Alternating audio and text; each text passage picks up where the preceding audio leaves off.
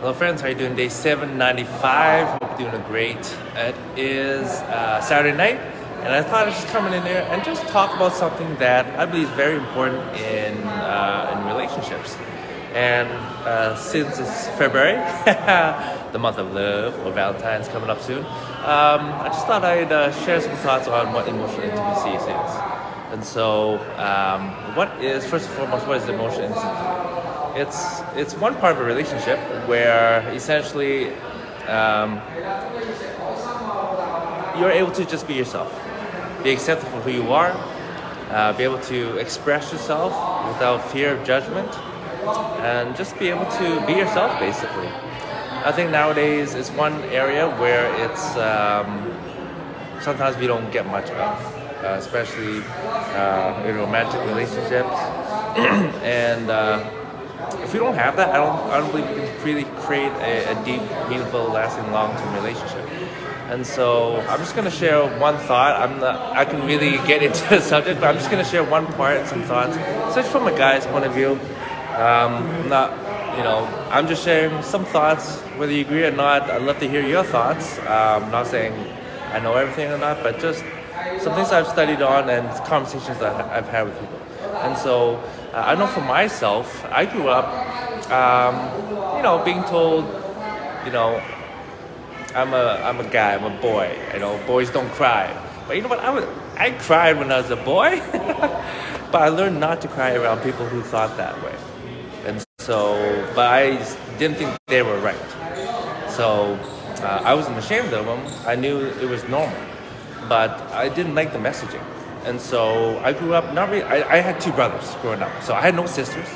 I don't know if I think for most guys, we don't really talk about our feelings much growing up. And so, where do we really go if we really want to talk about our feelings or our fears? Oh my gosh, our doubts, questions that we ask ourselves: Am I enough? Am I good enough? Can I do it? What is a man, right? And so those are hard, important questions for any young growing boy to ask. However, if we don't have a safe space or someone that we trust to be able to go to, typically we learn from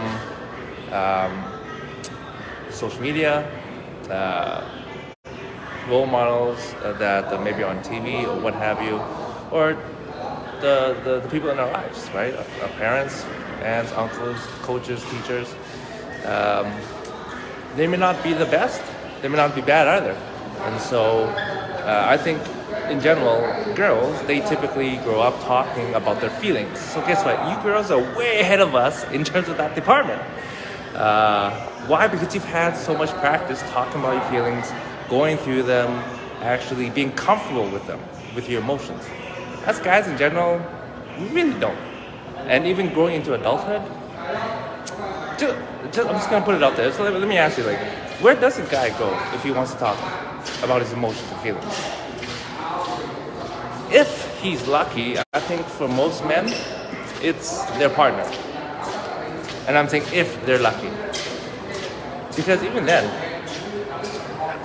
again, I think a lot of this is conditioning, social messaging that says, well, a guy was supposed to be strong, was supposed to be able to handle things, fix things, and not be emotional. And so, what if a guy is trying to share something, maybe a doubt or fear of his, but his partner is uncomfortable with it, or tries to shut him down? What do you think a guy takes away from that? Well, he's like anything like me, or I think a lot of guys I've talked to, we kind of shut down. We start to learn that we can't talk to our partner. We can't truly share what's on our mind, who we really are. Yet that's what they want. That's what women typically ask. I want to know you, what are you feeling, and so forth. But when we do, sometimes it's too much. And then because women may be uncomfortable with it, they don't allow the guy to truly just be and to share. And I'm not saying all women or all guys, okay? It's just in general, okay? And so,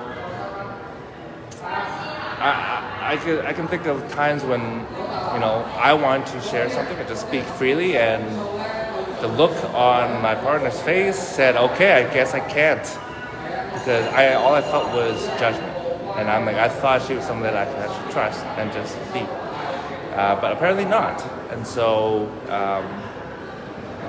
you know, obviously it's something that it's not really taught or talked about, but again, it's very important a part of any relationship if you want to be healthy long term. And so, how do we become better at it? Practice, communication, skills, skills that can be developed. That's the thing. All these skills can be developed, but you have to be willing to learn, read books, listen to experts, and practice them. Hopefully in a safe space, safe environment, safe people in your life. Okay. Anyways, that's kind of all I just want to share today. Just on the topic of emotion intimacy, because a lot of guys I talk to, it's very uncomfortable to be able to freely express, because again, we've been beaten down so many times every time we try to, because of whatever reasons. But through practice, I know for myself, I've been able to learn how to be comfortable, to be able to express myself, whether or not the other person is.